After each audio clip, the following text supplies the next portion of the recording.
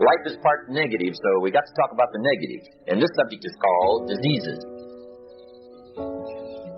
of attitude. Diseases of attitude. There's a lot of things that can wreck your chances to do well. We live in a rather dangerous world, so you got to be not only wise, you got to be careful. Now, attitude diseases are just as bad as physical diseases, right? High blood pressure, heart trouble. I mean, a lot of things lace your chances to do well. So you've got to be careful. And attitude diseases are deadly.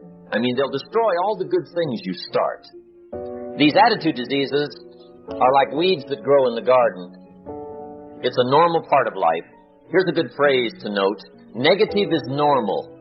It's not successful, but it's normal. It's part of life. And here's the next key, in my opinion. You must learn to handle the negative. Don't ignore it. Handle it. Now, I know some people teach the other way. And listen to them. And listen to me. And then make up your own mind. Right? Don't be a follower. Be a student. But I say you got to handle the negative. You don't have to live in it. You don't have to dwell on it. But you do have to handle it, my opinion. Here's what part of it is. It's called the Great War between good and evil. And there is a war on. The minute you were born, you got involved in the war between good and evil, between darkness and light, between negative and positive, between evil and good, between tyranny and democracy, between weeds and human activity. I mean, the war is on. If democracy sleeps, guess who never sleeps? Tyranny. In the absence of light, guess what's automatic? Darkness. If good does not arouse itself and become active, guess what moves in? Evil. It's a war. A mental war, a physical war, a financial war, between enterprise and ease, between accomplishment and failure. It's a war. That's why there's an Old Testament phrase that gives the best advice for human activity when it says, 6 days labor, 1 day rest. Now, I'm sure we've taken that to mean, don't work all 7 days. Take one off. Here's what it also means. Only take one off, or you're liable to lose the war. Now, we've got it down to 5 and 2. And maybe that's not too dangerous. I don't know. If God would have thought of 5 and 2, He might have made it 5 and 2. I don't know. But here's what it does mean. Enterprise is better than ease. If you rest too long, the jungle overtakes the village. Now, here's the good news about the war between good and evil. Evil is no match for good, but good must be active. Weeds are no match for human activity, but if you stand still, how far in will they come? All the way. They'll grow right up around your shoes. But if you get busy, how far back can you take them? As far as you wish. They're no match, but you must be active. That's why the 6 and 1. Make sure you're not losing the war by taking off too much. Guess what the average years are after retirement? 6. Which means don't retire. Your chances are too slim. The war between good and evil, the weeds. You got to make sure you recognize the negative, handle it, deal with it, and then go on. Let's make a list of the diseases of attitude that can wreck all your chances to do well. One of the words that destroys everything is called neglect. And I found this out. A week of neglect could cost you a year of repair. It isn't worth it. So what to be on the lookout for? Here's the list. If you were making it, you'd have the same list I've got. Right, we're not covering anything new tonight. This is a reminding session, not a teaching session. But it doesn't hurt to go over it again. Here's the list.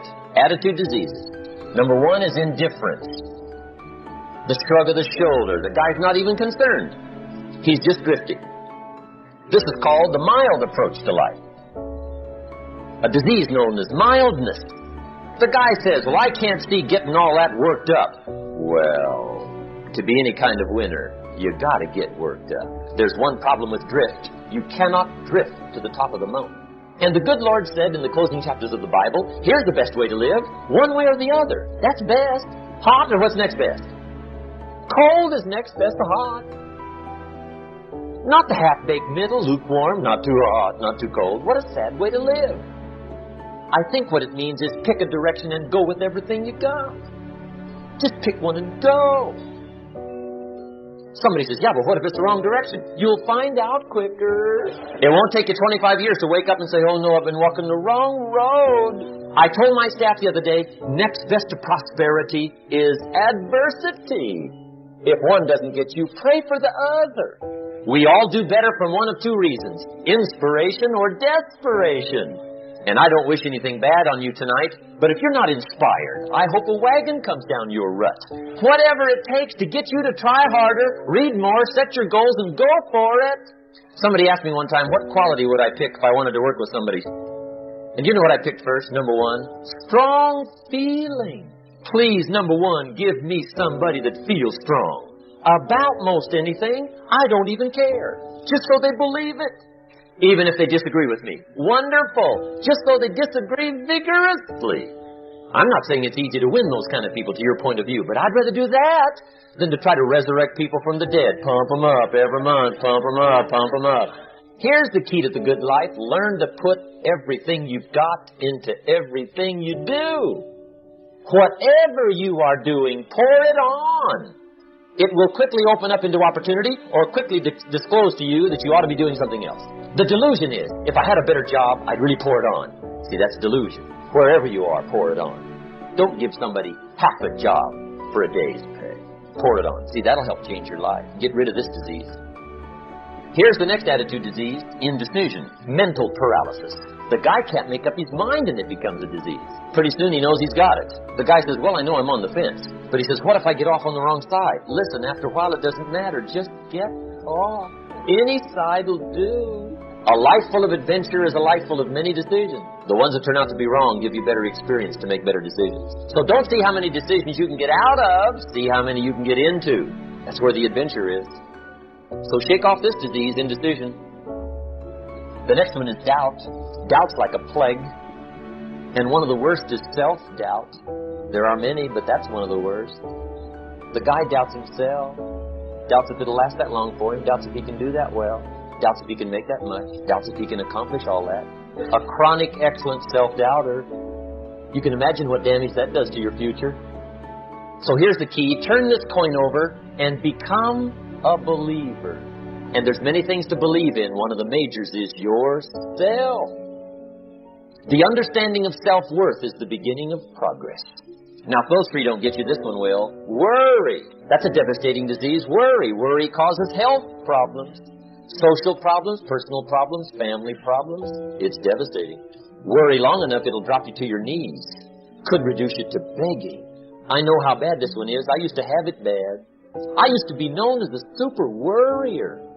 Not a super warrior. No, super worrier. My family wished I'd have been a warrior. I got those years to make up for. But I'll tell you what. My advice to you is do what I finally did. On worry, give it up. Who needs it? I'm not saying it's easy. I'm saying it's worth it. It took me almost 1 year to kick the worry habit. And it was not an easy year. It was one of the toughest years I ever spent. But I finally got that monkey off my back. And I discovered you could live the most incredible life free of worry. Not free of challenge, not free of difficulty, free of worry. I learned how to do it, and you can. Here's the next attitude disease, overcaution. Some people never will have much. They're too cautious. Now, you can also be too reckless, but you can also be too cautious. This is called the timid approach to life. And my caution was always the risk. Risk used to drive me right up the wall. I used to say, what if this happens? It's called the language of the poor. What if this happens? And on top of that, if this was to happen, look at the fix I'd be in. I better not try. I could always ace myself out. Then I'll tell you what changed my whole life when I finally discovered it's all risky. The minute you were born, it got risky. If you think trying is risky, wait till they hand you the bill for not trying.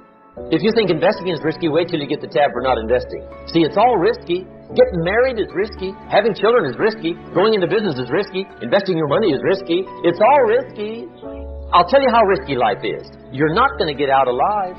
The Englishman says, well, if that's the way it's going to work out, let's give it a go. Right. That's what it's for. Give it a go. Somebody says, yeah, but I'm looking for safety and security. Fine, then huddle in a corner. We'll cover you with a sheet, bring you 3 meals a day. And we'll protect you, feed you, look after you, care for you. We won't let anything happen to you.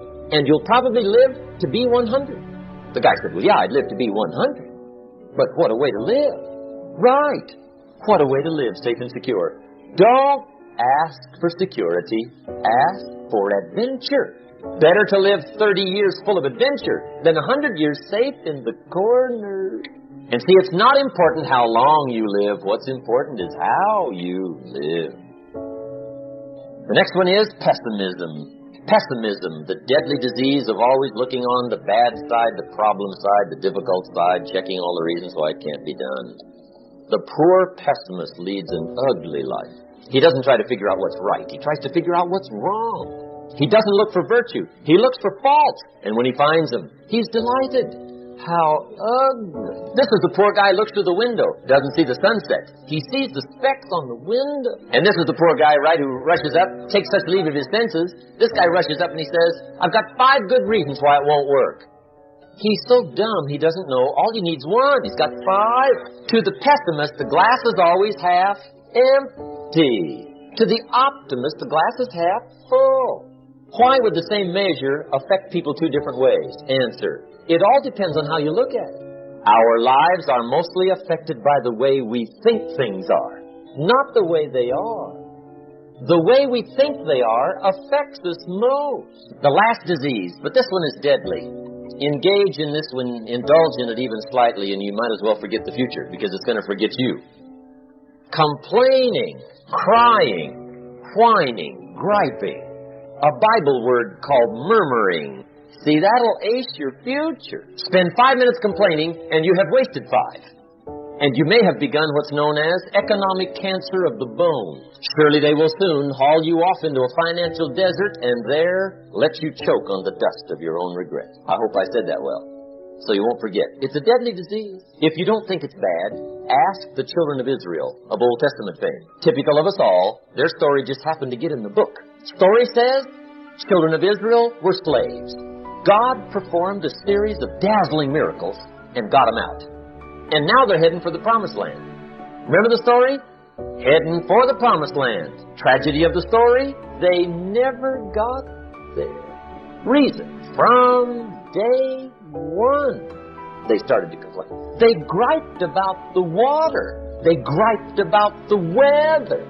They whined and cried and griped about the food. They griped about the leadership. They whined and cried because it was too far, too cold, too hot, too difficult, too miserable. I mean, they whined and cried for years. Finally, God said, I've had it, trip canceled. The story says they died in the desert, never got to the Promised Land. Which I think means 2 things. Indulge in this long enough, you get your future canceled. And I guess it also means even God Himself can only take so much. Just be on the lookout of the things that can destroy all the good you start. The war is on. And this evening, tomorrow, mentally, personally, socially, economically, you got to make sure you're winning the war.